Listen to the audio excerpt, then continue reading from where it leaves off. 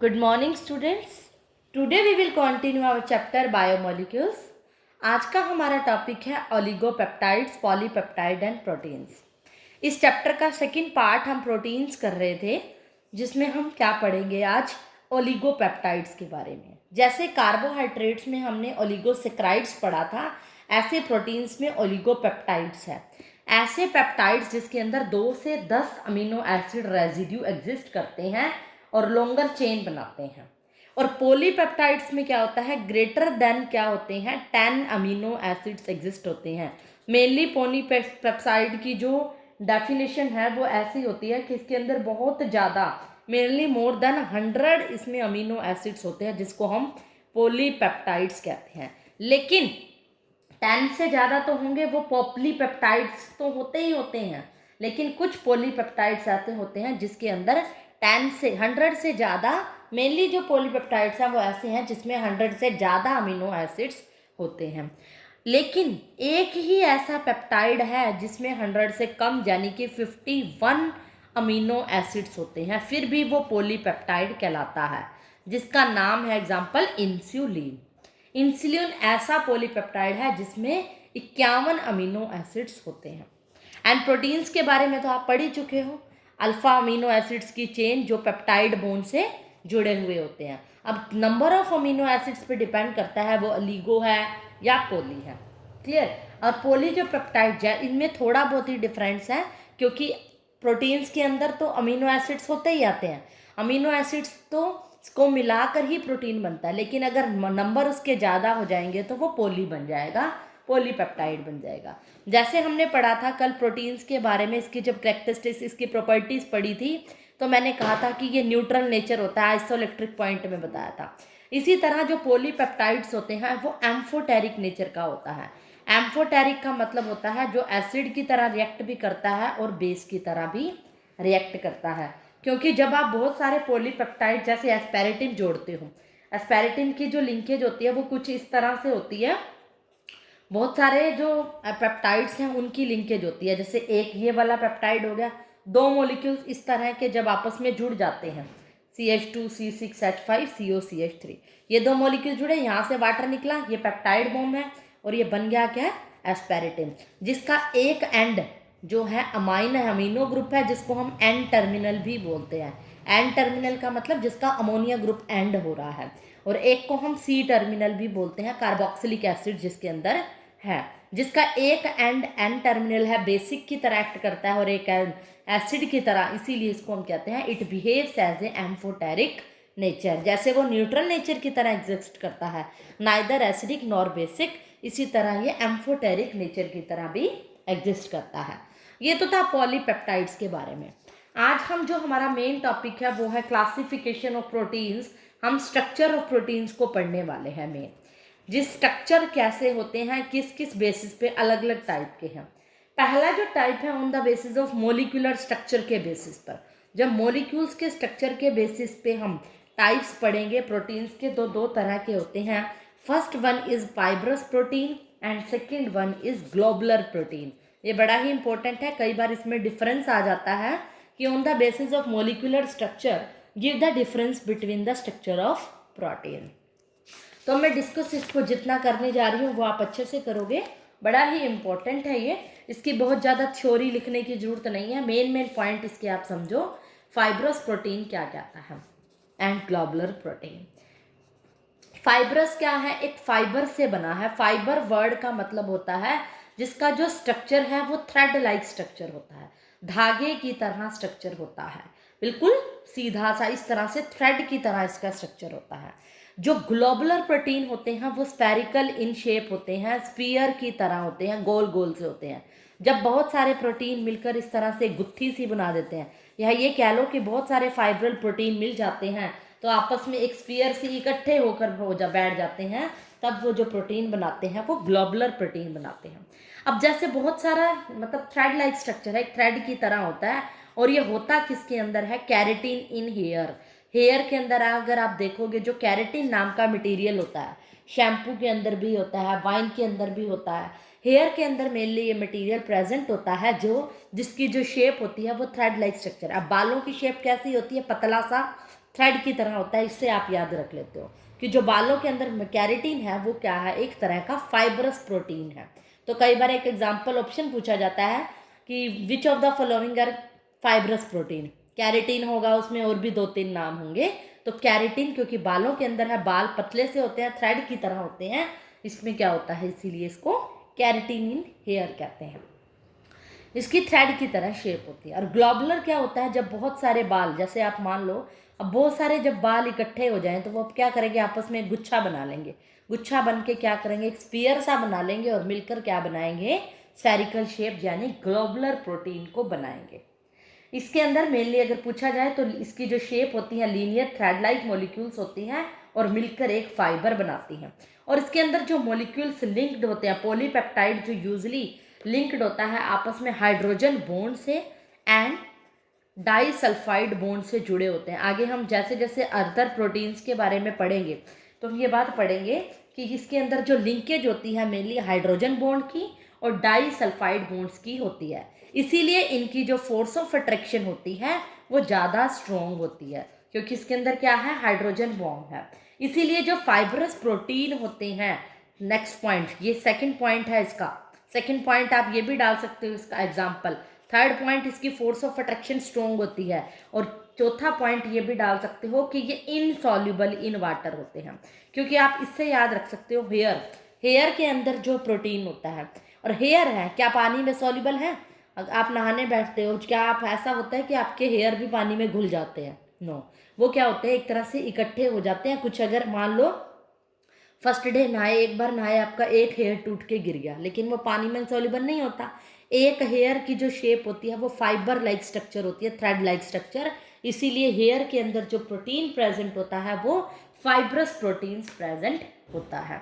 इसके जो एग्जाम्पल हैं वो आप ये भी कह सकते हो, एक तो कैरेटिन इन हेयर के अंदर, स्किन के अंदर, स्किन में भी होता है मेनली, ये नेल्स के अंदर भी कैरेटिन ही प्रेजेंट होता है। एक अनदर जो एग्जाम्पल है बड़ा ही फेमस है जो कि कोलागन प्रोटीन, जो कि हमारी बोन के अंदर भी होता है, स्किन के अंदर भी होता है मेनली, और टेंडन्स के अंदर भी ये प्रेजेंट होता है। फाइब्रन सिल्क के अंदर होता है, मायोसिन मसल्स के अंदर होता है। ये कई एग्जाम्पल हैं। मसल्स में जो हमारा फाइबर प्रोटीन्स प्रेजेंट है वो मायोसिन है। तो मेन इसके अंदर कोलागन और एक कैरेटिन बहुत इंपॉर्टेंट एग्जाम्पल है। कई बार वन वर्ड का क्वेश्चन इसके ऊपर आ जाता है। तो नेक्स्ट जो मैं कह रही थी, ग्लोबुलर प्रोटीन इसका बिल्कुल अपोजिट है। जैसे ये स्फेरिकल इन शेप होते हैं, स्फीयर की ऑलमोस्ट स्फेरिकल शेप्स होते हैं। और इसके अंदर अगर हम बात करें कि जो मॉलिक्यूल्स होते हैं इंटरेक्ट करते हैं आपस में, जो आपस में क्या इंटरेक्शन जो होती है स्ट्रोंगली होती है with polar groups, strongly with polar groups. इनमें मॉलिक्यूल्स आपस में एक दूसरे से पोलर ग्रुप्स के साथ जुड़े हुए होते हैं, एक ग्रुप पोलर होता है उसके अंदर। जैसे इसमें मैंने लिंकेज की बात की तो हाइड्रोजन बॉन्डिंग एंड डाइसल्फाइड थी। मेनली जो फोल्डिंग होती है, जैसे मान लो मैंने आपको बताया इसके अंदर थ्रेड है, एक बाल है, मान लो एक बाल की शेप थ्रेड लाइक होती है। अब आप बहुत बार नहाओगे, आपके बहुत सारे बाल टूटेंगे, अब बहुत सारे बाल टूट के एक इकट्ठे हो जाएंगे, गुच्छा बनाएंगे। अब ये जो शेप है आपस में जो मिल गया है, जो स्फेरिकल शेप है, जो फोल्डिंग होना, मतलब एक तरह से ये कह लो फाइब्रस प्रोटीन की जब फोल्डिंग हो जाती है, फोल्ड हो जाते हैं, तो ग्लोबुलर प्रोटीन बनता है। और ये कैसे होते हैं, लियोफिलिक यानी कि नॉन पोलर होते हैं। इसका जो नॉन पोलर पार्ट होता है एक पोलर पार्ट को एक दूसरे से अट्रैक्ट करता है, उसके बीच में अट्रैक्शन होती है।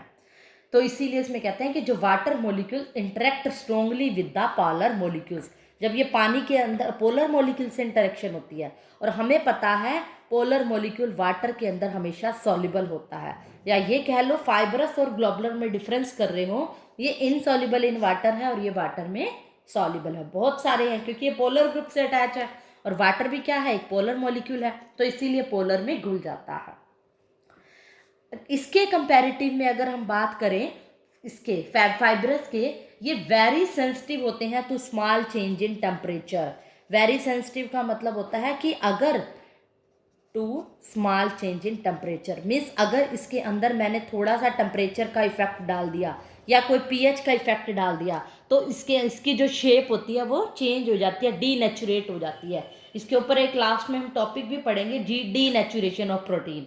वो कब होता है, जब जिस प्रोटीन्स के अंदर फोल्डिंग होती है, मतलब एक सिंपल प्रोटीन्स बहुत ज़्यादा आपस में गुच्छे बनाए हुए होता है, शेप को इकट्ठा किए हुए होता है, बहुत सारी फोल्डिंग किए होता है, तब उसका अगर हम टेम्परेचर दें या उसकी पीएच वैल्यू में चेंज करें तो उसकी शेप बिगड़ जाती है, टूट जाती है।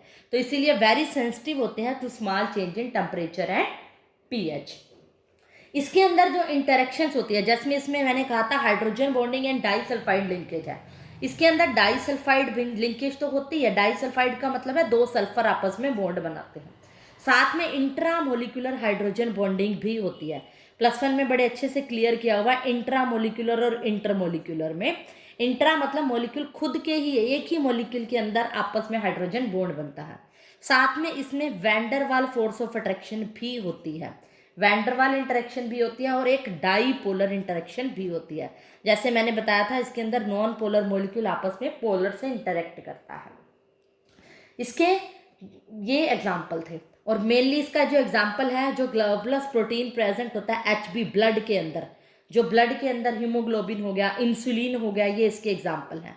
ब्लड के अंदर क्या होता है, डिजोल्व होता है, कहा था ना ये सॉल्युबल इन वाटर है। जो ब्लड के अंदर प्रोटीन होता है वो ग्लोबुलर प्रोटीन है। इंसुलिन के अंदर जो प्रोटीन होता है वो भी एक तरह से ग्लोबुलर प्रोटीन है। तो ये मेन डिफरेंस था ग्लोबुलर और फाइब्रस प्रोटीन के अंदर। जो नेक्स्ट डिफरेंस है, सेकंड जो डिफरेंस है, सेकंड पार्ट कर रहे हैं हम इसका। उसके बाद आते हैं स्ट्रक्चर ऑफ प्रोटीन्स के पार्ट। स्ट्रक्चर ऑफ प्रोटीन करने से पहले इसका हम एक सेकंड पार्ट करते हैं। जैसे मोलिकुलर स्ट्रक्चर के बेसिस पे था, इसी तरह on the basis of chemical composition या फिर नेचर ऑफ प्रोडक्ट के बेसिस पर भी, nature of products after hydrolysis, अगर हम हाइड्रोलिसिस करते हैं उसका और उसके बाद जो प्रोडक्ट मिलता है उसके बेसिस पर, या कह लो केमिकल कंपोजिशन के बेसिस पर भी जो प्रोटीन्स के फर्दर टाइप्स हैं। जो फर्स्ट टाइप है वो होता है सिंपल प्रोटीन्स, केमिकल बेसिस पर या फिर आफ्टर हाइड्रोलिसिस। सिंपल प्रोटीन नाम से ही पता चल रहा है, इन प्रोटीन्स का जब हम हाइड्रोलिसिस करते हैं, वाटर के साथ रिएक्ट करते हैं, तो ये ओनली अल्फा अमीनो एसिड्स ही देते हैं, कोई बाय प्रोडक्ट, कोई एक्स्ट्रा प्रोडक्ट इसमें नहीं मिलता। P is for protein. जब इसका सिंपल प्रोटीन बिल्कुल सीधे साधे होते हैं, जब इनका हाइड्रोलिसिस करते हैं तो हमें अल्फा अमीनो एसिड्स मिलता है। जैसे फॉर एग्जाम्पल जो एल्ब्यूमिन होता है इन वाइट ऑफ एग्स, अब अंडों के अंदर जो वाइट पार्ट होता है एल्ब्यूमिन, जो येलो पार्ट है एक वाइट पार्ट होता है, जो एल्ब्यूमिन पार्ट होता है, जो उसको हम क्या कहते हैं, अगर हाइड्रोलिसिस करें तो मेनली हमें सिर्फ अमीनो एसिड्स ही मिलता है। ये इसका एग्जाम्पल है। ग्लूटेन इन व्हीट, ये भी इसका एग्जाम्पल है। कई बार पूछ लेता है सिंपल प्रोटीन के एग्जाम्पल्स क्या हैं, ऑप्शन दिए होते हैं 4। ऑक्सीजन इन राइस, एक में जो फाइब्रस प्रोटीन में आपको याद होगा, एक कैरेटिन इन हेयर, बहुत सारे एग्जाम्पल हैं। नेल्स के अंदर भी होता है ये, हॉर्न्स के अंदर भी होता है, एक्सेट्रा, काफ़ी स्किन के अंदर भी होता है। तो कैरेटिन तो बड़ा ही इंपॉर्टेंट एग्जाम्पल है, इसको अच्छे से याद रखना है। फाइब्रस प्रोटीन भी है और एक तरह का सिंपल भी है, मतलब इसको हाइड्रोलाइज करो तो सिर्फ हमें अल्फा अमीनो एसिड्स ही मिलते हैं। सेकेंड जो प्रोटीन है वो है कंजुगेटेड प्रोटीन्स। कंजुगेटेड प्रोटीन्स होते हैं जिन प्रोटीन्स का हम हाइड्रोलिसिस करते हैं जब, तो हमें एक नॉन प्रोटीन पोर्शन मिलता है, एक ऐसा पार्ट मिलता है नॉन प्रोटीन, प्लस में अल्फा अमीनो एसिड्स तो मिलते ही मिलते हैं।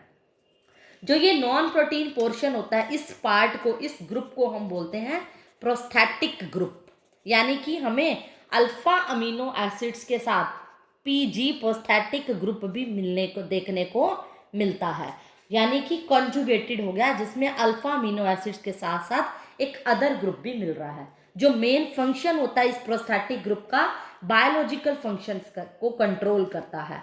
ये हमारी बॉडी के अंदर कोई भी बायोलॉजिकल जो फंक्शंस होते हैं, लाइफ से रिलेटेड फंक्शंस होते हैं, उन एक्टिविटी को कंट्रोल करने के काम आता है। Is that clear? उसके बाद जो लास्ट पार्ट है इसी के अंदर हाइड्रोलिसिस के बेसिस पर, वो है डिराइव्ड प्रोटीन। डिराइव्ड प्रोटीन का मतलब होते हैं ये डिग्रेडेशन प्रोडक्ट्स देते हैं जब इनका पार्शियल हाइड्रोलिसिस किया जाता है।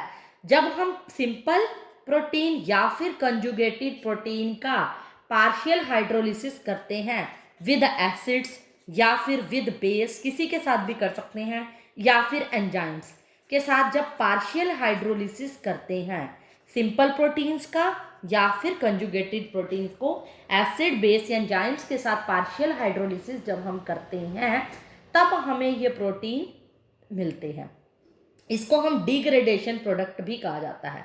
एक्चुअल में ये होता कैसे है, प्रोटीन्स पहले क्या बनाता है, प्रोटियोसिस बनाता है, प्रोटियोसिस फिर मिलकर पेप्टोन्स बनाता है और पेप्टोन से हमें पॉलीपेप्टाइड्स मिलते हैं। एक्चुअल में ये प्रोसेस इस तरह की होती है।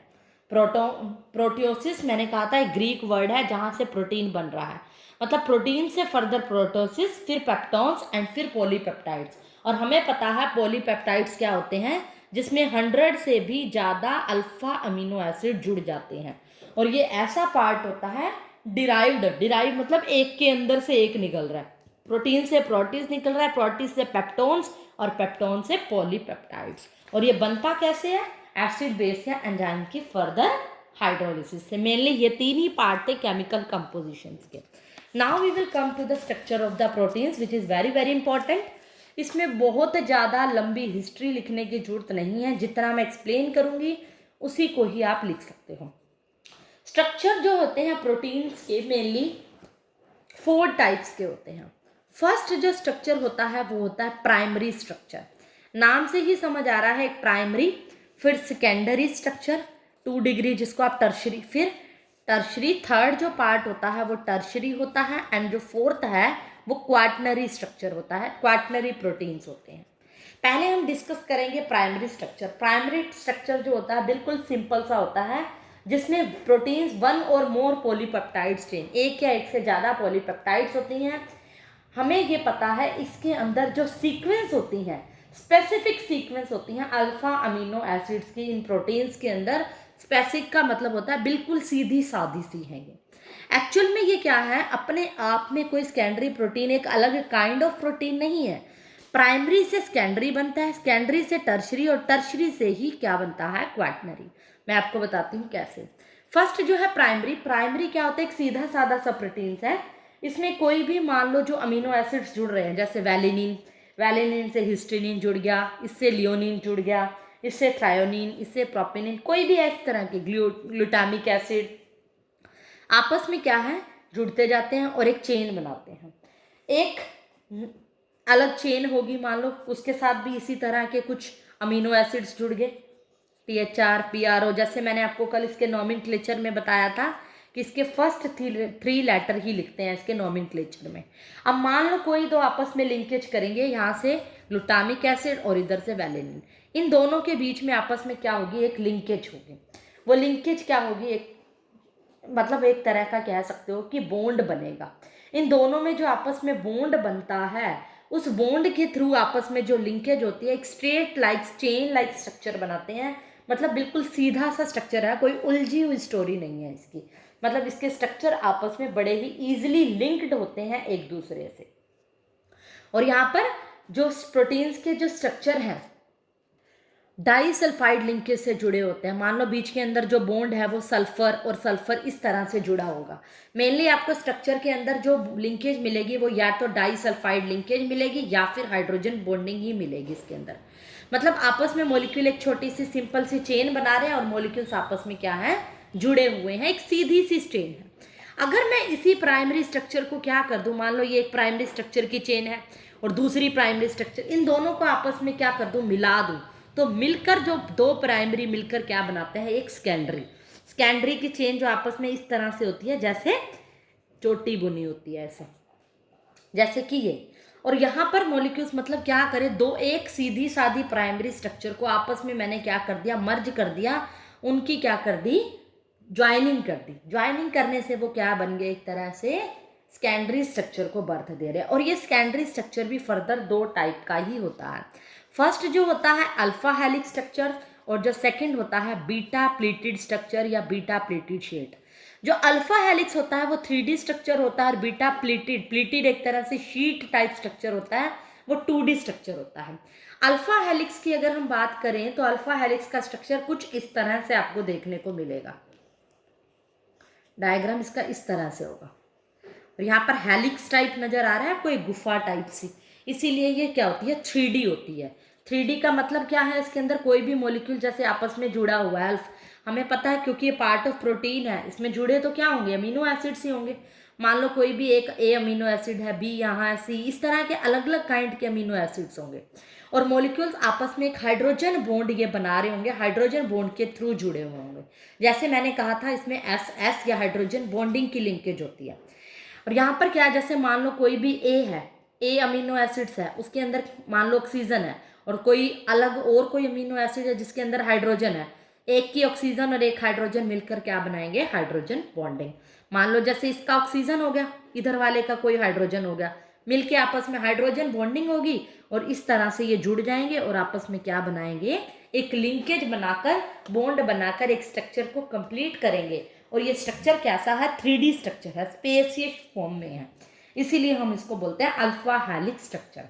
मेन इसके अंदर पॉइंट क्या है, इसके अंदर जो हेलिक्स ऐसे एक कंपाउंड हुआ था, ऐसे बना था कि इसमें 3 से 6 अमीनो एसिड्स और एक 13 मेंबर्ड रिंग जुड़ी होती है। इसको ऐसे लिखते हैं, 3 से 6 तो अमीनो एसिड्स होते हैं और जो रिंग बनती है 13 मेंबर्ड रिंग, इसको इस तरह से लिखा जाता है 3 से 6 नीचे 13 हेलिक्स। इसका मतलब है 3 to 6 अमीनो एसिड्स जुड़ते हैं और आपस में एक 13 मेंबर्ड रिंग बनाते हैं। जैसे कोई 13 रिंग हो जाती है, तो इस तरह की रिंग बनती है और वो जुड़ी हुई किससे होती है, बाय हाइड्रोजन बॉन्डिंग। यही इसके अंदर मेन पॉइंट है। और इसका जो स्ट्रक्चर है वो 3D स्ट्रक्चर होता है, जिसको लाइनस पॉलिंग ने 1951 में दिया था। पॉलिंग एक साइंटिस्ट था जिसको 1951 में इस स्ट्रक्चर को दिया था। मेन इसके अंदर ये है। सेकेंड जो है बीटा प्लेटेड स्ट्रक्चर, जैसे नाम से ही पता चल रहा है, जिसको बीटा प्लेटेड शीट स्ट्रक्चर भी कहते हैं। शीट टाइप स्ट्रक्चर होता है, जैसे मान लो कोई ऐसे शीट होगी। अब हमें पता है किससे, प्राइमरी से मिलकर बनता है सेकेंडरी। अब प्राइमरी का स्ट्रक्चर बड़ा सीधा साधा सा, एक चेन होती है, एक चेन ये और दूसरी चेन ये आपस में मिल जाती है और जुड़ती किससे, हाइड्रोजन बॉन्ड से। मान लो इसके पास ऑक्सीजन है, इस समय यहाँ कोई अमीनो एसिड है, उस पर हाइड्रोजन है और लिंकेज हो गई हाइड्रोजन बॉन्डिंग की। एक अमीनो एसिड यहाँ, एक यहाँ, एक यहाँ, इस तरह से आपस में जुड़े होते हैं। ABCDF, मैं कोई अमीनो एसिड्स का नाम नहीं लिख रही, यहाँ पर आप इस तरह से भी दिखा सकते हो। इसका आप स्ट्रक्चर देखोगे तो बुक में बड़ा इजीली इसका डायग्राम सा भी दिया हुआ है। जैसे मान लो कोई अमीनो एसिड्स एक शीट लाइक स्ट्रक्चर से जुड़ा हुआ दिखेगा, जैसे कार्बन से ये कार्बन होगा, ये हाइड्रोजन होगा, ये इस तरह से मॉलिक्यूल होगा, मतलब एक शीट सी बनाते हुए आपको नजर आ रहे होंगे। ये देखो यहाँ पर मैंने अमीनो एसिड्स की लिंकेज दिखा दी और अमीनो एसिड देखोगे यहाँ फर्दर हाइड्रोजन बॉन्ड से जुड़ा हुआ है। तो यहाँ पर शीट लाइक स्ट्रक्चर आपको नजर आ रहा है, इस तरह से शीट सी बनेगी और वो शीट किसकी होगी, अल्फा अमीनो एसिड्स की। और वापस में जो बॉन्ड बना रहे होंगे वो कौन सा बॉन्ड होगा, हाइड्रोजन बॉन्ड। एक रैंडम सी कोयल बनाते हैं, एक स्ट्रक्चरलेस पार्ट होता है इसमें, रैंडम सी ऐसे लगातार सी कोयल बन रही है। और ये किससे बनी, जब प्राइमरी स्ट्रक्चर दो आपस में जुड़ गए, दो मिल गए, दो इकट्ठे हो गए तो क्या होगा, सेकेंडरी। इसी तरह सेकेंडरी जब आपस में मिल जाएंगे तो वो क्या बनाएंगे, टर्शरी। जैसे उसके केस में होता था, फाइब्रस से ग्लोबुलर बनाते थे हम। फाइब्रस एक बाल था लेकिन कई बालों के गुच्छे को हम क्या कहते थे, ग्लोबुलर प्रोटीन। इसी तरह जो टर्शरी प्रोटीन होता है, टर्शरी जो स्ट्रक्चर है वो ऐसा ही होता है जब सेकेंडरी स्ट्रक्चर्स आपस में मिल जाते हैं। सेकेंडरी स्ट्रक्चर की जो शेप होगी वो आपस में मिल जाएगी, बहुत सारे स्ट्रक्चर मिल जाएंगे तो वो क्या बनाएंगे, एक टर्शरी स्ट्रक्चर। सेकेंडरी स्ट्रक्चर की अपने आप में जो हेलिक्स शेप थी वो कुछ इस तरह की थी और 2-3 हेलिक्स आपस में मिल जाए तो वो शेप कैसी हो जाएगी, क्या होगी, टर्शरी स्ट्रक्चर। इसी तरह से जो स्ट्रक्चर होते हैं फाइबर प्रोटीन के, हमने कहा था कि रोप, ये जो स्ट्रक्चर होते हैं मेनली रोप लाइक या रोड लाइक स्ट्रक्चर होते हैं। रोप होता है रस्सी की तरह और रोड होता है एक डंडे की तरह, मतलब दिखने में ऐसे होते हैं लेकिन आपस में मर्ज हुए पड़ते हैं, कई रोप एंड रोप। इसके अंदर भी जो लिंकेज होती है मेनली कई तरह की होती है। मेनली इसके अंदर यही बताना होता है किसकी हेल्प से बनते हैं और लिंकेज कौन सी है। वैंडरवाल लिंकेज होती है, डाइसल्फाइड 2 सल्फर बॉन्डिंग की लिंकेज होती है, आयनिक और साल्ट ब्रिज लिंकेज भी इसके अंदर होती है और हाइड्रोजन बॉन्डिंग तो मेनली है ही। ये इस टाइप की लिंकेज इसके अंदर होती है। एक साइंटिस्ट थे जो पर्यूटिस एंड कैंड्रियू, जिसने इसके बारे में बताया था, उनको 1962 में नोबेल प्राइज भी मिला था टर्शरी स्ट्रक्चर बनाने के लिए। उन्होंने मेनली हीमोग्लोबिन एंड मायोग्लोबिन का एक स्ट्रक्चर बनाया था जिसकी वजह से उसको इसके लिए क्या मिला था, नोबेल प्राइज मिला था। उन्होंने इसके स्ट्रक्चर को एक्सप्लेन किया था। इसका डायग्राम अगर इन द फॉर्म ऑफ, ये तो मैंने एक इस तरह से बताया कि सेकेंडरी स्ट्रक्चर आपस में मिल गए हैं, लेकिन in the form of amino acids बताएं तो इसका आप डायग्राम इस तरह से भी दिखा सकते हो, एक उलझा हुआ सा स्ट्रक्चर जैसे ये है, उसमें कोई भी अमीनो एसिड्स ले लो, जैसे ये दिखा दो CH3, ये आपस में इससे जुड़ा है CH3 और ये CH3, यहाँ लिंकेज दिखा दी डाइसल्फाइड, मतलब 2 सल्फर से जुड़ा हुआ हो गया, और यहाँ पर एक ऑक्सीजन और हाइड्रोजन की दिखा दो, यानी कि हाइड्रोजन बॉन्डिंग भी इसके अंदर है। तो मतलब कई तरह की बॉन्डिंग इसके अंदर है। तो ये जो स्ट्रक्चर है, ये जो लिंकेज है, और ये स्ट्रक्चर किसको शो कर रहा है, टर्शरी स्ट्रक्चर को, जहाँ पर 2 सेकेंडरी स्ट्रक्चर को जब और ज़्यादा फोल्ड करते हैं तो टर्शरी बनता है। इसी तरह टर्शरी स्ट्रक्चर को जब हम और ज़्यादा फोल्ड करते हैं तो जो स्ट्रक्चर बनता है क्वाटनरी स्ट्रक्चर बनता है।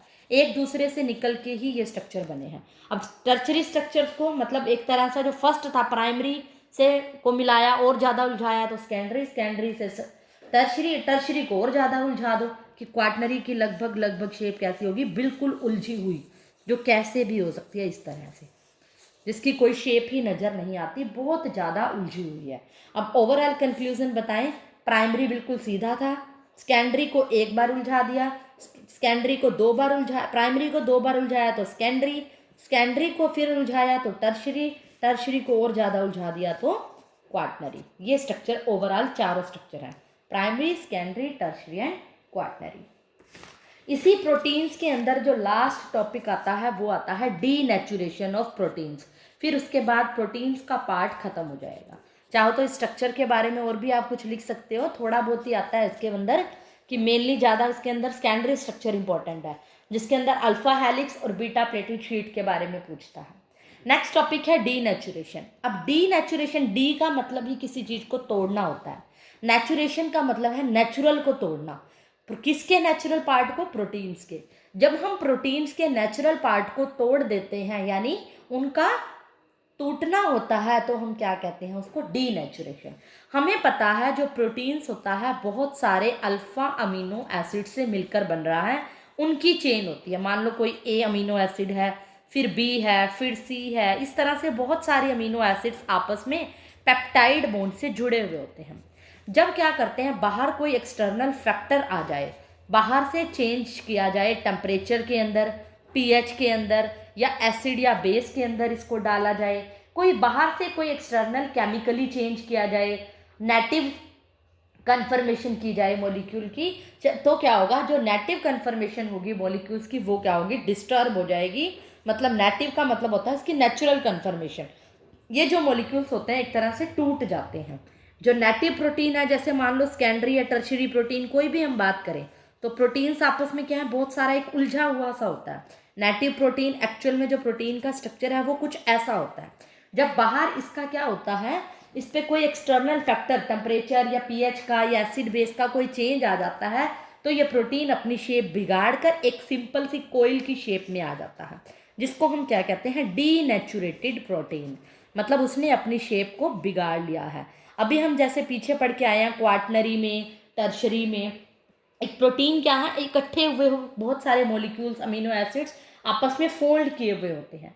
जो मोस्ट कॉमन एग्जांपल है डीनेचुरेशन का वो है coagulation of white of egg. जो वाइट पार्ट होता है एग का, वो ऑन बॉइलिंग, जब हम उसको बॉइलिंग करते हैं तो वो क्या होता है, इकट्ठा हो जाता है, एक कोएगुलेट हो जाना। ये क्या होता है, डीनेचुरेशन का ही पार्ट है। जब एग को बॉईल करते हैं तो वो हार्ड हो जाता है। जो सॉल्युबल ग्लोबुलर प्रोटीन, जिसमें एल्ब्यूमिन प्रेजेंट होता है, वो डीनेचुरेटेड होकर रिजल्ट करता है इनसॉल्युबल फाइब्रस प्रोटीन बनाता है। उसके अंदर, एग के अंदर मेनली ग्लोबुलर होता है, और वो डीनेचुरेट होकर क्या बनाता है, फाइब्रस बनाता है। तो अल्टीमेटली क्या हुआ, जो एक्चुअल प्रोटीन होता है, नेटिव प्रोटीन, ग्लोबुलर लाइक होता है, मतलब जो उलझा हुआ होता है, और जब वो एक्सटर्नल फैक्टर की वजह से डीनेचुरेटेड होता है तो वो फाइब्रस की तरह बन जाता है, बिल्कुल एक सीधा सा कोयल, थ्रेड लाइक स्ट्रक्चर बन जाता है। तो अल्टीमेटली नेटिव प्रोटीन को एक्सटर्नल फैक्टर की वजह से डीनेचुरेटेड करना, सिंपल कोयल में बदलना ही क्या होता है, डीनेचुरेशन ऑफ प्रोटीन। और इसी डीनेचुरेशन को वापस वही फैक्टर देंगे तो नेटिव प्रोटीन में भी कन्वर्ट किया जा सकता है, उन फैक्टर को अफेक्ट उल्टा करके। और इस उल्टी इफेक्ट को हम कहेंगे रीनेचुरेशन, वापस नेचुरल शेप में लाना। जब कोयल से उलझा देंगे तो वापस क्या बन जाएगी इसकी, रीनेचुरेशन। डीनेचुरेशन उसकी शेप को खोलना और खोल के वापस बिगाड़ देना, दैट इज रीनेचुरेशन, एक अपोजिट ही नेम है। उसके बाद जो लास्ट आता है biological functions of proteins. Biological functions क्या है, कुछ थ्योरी है बट इसके मोटे मोटे पॉइंट मैं बता देती हूँ कि इसके बायोलॉजिकल मतलब डेली लाइफ में हमारा क्या फंक्शन है प्रोटीन्स का। पहला जो पॉइंट है इसका है स्ट्रक्चरल मटेरियल की तरह काम करता है। जो प्रोटीन्स होते हैं, जो one of the most important function ये है कि as a structural material animal tissue का मेनली ये एक स्ट्रक्चरल मटेरियल का काम करता है, उनके स्ट्रक्चर को बनाता है। कुछ जो एग्जाम्पल्स हैं इसके, कौन से ऐसे प्रोटीन हैं जो उसके स्ट्रक्चर को बनाने में हेल्प करते हैं, वही फेमस एग्जाम्पल कैरेटिन इन स्किन, हेयर, नेल्स, ये मेनली इसके एग्जाम्पल है। कोलेगन्स जो कि मैंने बताया था आपको, बोन्स के अंदर और स्किन के अंदर होता है, ये भी एक तरह का स्ट्रक्चरल प्रोटीन का काम करता है। सेकेंड जो फंक्शन है ट्रांसपोर्ट एजेंट का भी ये काम करता है। ट्रांसपोर्ट एजेंट का मतलब होता है किसी चीज को एज ए डिलीवरी करना, ट्रांसपोर्ट करना। ये जो ट्रांसपोर्ट करते हैं सेलुलर नेसेसिटी, मतलब जो हमारी सेल्स के अंदर नीड होती है, जैसे ऑक्सीजन की, मेटल्स की, फैटी एसिड्स की, हमारी बॉडी के अंदर बहुत सारी नीड हैं, जैसे हार्मोन्स की, इन सब की जो नीड्स को वो क्या करता है, ट्रांसपोर्ट करता है। फॉर एग्जाम्पल जो HB एक ग्लोबुलर प्रोटीन है, तो एग्जाम्पल प्रोटीन के ही देने हैं। जो HB है ब्लड के अंदर, वो क्या करता है, ऑक्सीजन को, हार्मोन्स को ट्रांसफर करता है। तो ये जो ट्रांसफर का काम करते हैं वो होते हैं ट्रांसपोर्ट एजेंट, इनका फंक्शन है। जो कि HB है ऑक्सीजन को लंग से टिश्यू तक देता है, कार्बन डाइऑक्साइड को टिश्यूज तक देता है। तो ये मेनली इसका, जो कि इसको हम ग्लोबुलर प्रोटीन भी कहते हैं, वो इसका मेन एग्जाम्पल है। थर्ड जो फंक्शन है एज ए एंजाइम भी काम करते हैं। कुछ प्रोटीन एज ए एंजाइम काम करते हैं, मतलब एंजाइम्स का मतलब होता है जो कैटालाइज करते हैं ऑल बायोलॉजिकल एक्टिविटीज़ को। बायोलॉजिकल रिएक्शंस जो हमारी बॉडी के अंदर होती हैं उनकी स्पीड को बढ़ाते हैं, वो एज ए कैटलिस्ट का काम करते हैं, उनको हम क्या कहते हैं, एंजाइम्स। जैसे किसी भी रिएक्शन को, केमिकल रिएक्शन की रेट ऑफ रिएक्शन को बढ़ाते हैं तो वो कैटलिस्ट होते हैं। इस तरह से जो एंजाइम्स हमारी बॉडी के अंदर होने वाली रिएक्शंस की स्पीड को बढ़ाते हैं वो एंजाइम्स होते हैं। इस साल ये हमारे सिलेबस से डिलीट हो गया एंजाइम्स, अदरवाइज एंजाइम्स पे भी एक पूरी डिटेल थी। अब के लिए इतना ही पढ़ना है। नेक्स्ट जो इसकी बायोलॉजिकल फंक्शंस है वो है मेटाबॉलिक रेगुलेटर का भी काम करते हैं। जो प्रोटीन्स हैं, कुछ ग्लोबुलर प्रोटीन्स मेटाबॉलिक प्रोसेस को भी रेगुलेट करते हैं। मेनली इसके अंदर ग्लोबुलर प्रोटीन रिस्पॉन्सिबल हैं। जैसे हार्मोन इंसुलिन होते हैं, वो क्या करता है, इंसुलिन आपने सुना होगा, ग्लूकोज लेवल को कंट्रोल करता है। हमारी बॉडी का ग्लूकोज लेवल इंसुलिन से ही कंट्रोल होता है।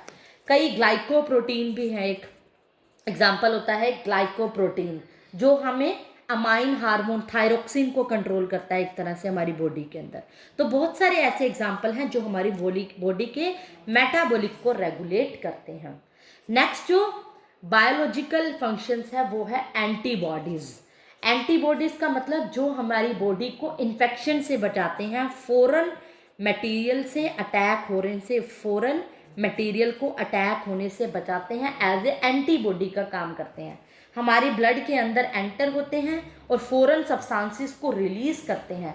उसमें क्या होता है, दीज एंटीजन्स जो होते हैं, बॉडी प्रोटीन्स एक ऐसे स्पेशल टाइप के प्रोटीन्स को बनाते हैं। बॉडी के अंदर जो एंटीजन्स होते हैं वो एक स्पेशल टाइप्स ऑफ प्रोटीन बनाते हैं जिनको हम क्या कहते हैं, एंटीबॉडीज, जिनका काम हमारी बॉडी के अंदर बीमारियों से लड़ने का होता है, जो कि हमारे ब्लड प्लाज्मा के अंदर प्रेजेंट है। एक बड़ा ही फेमस एग्जांपल है गामा ग्लोब्यूलिन्स। गामा ग्लोब्यूलिन्स कहाँ प्रेजेंट होता है, ब्लड के प्लाज्मा के अंदर। जो येलो पार्ट होता है ना ब्लड का, जिसको प्लाज्मा कहते हैं, गामा ग्लोब्यूलिन ऐसा पार्ट है जो कि एंटीबॉडी का एग्जाम्पल है। तो सभी में एक एग्जाम्पल करोगे तो इस बातों से हमें पता चला कि बायोलॉजिकल फंक्शन भी है, हमारी बॉडी के अंदर भी प्रोटीन का कितना बड़ा रोल है। तो यहाँ पर प्रोटीन का पार्ट खत्म हो गया है। नेक्स्ट वीडियो में हम न्यूक्लिक एसिड को शुरू करेंगे। आज के लिए इतना ही, थैंक यू।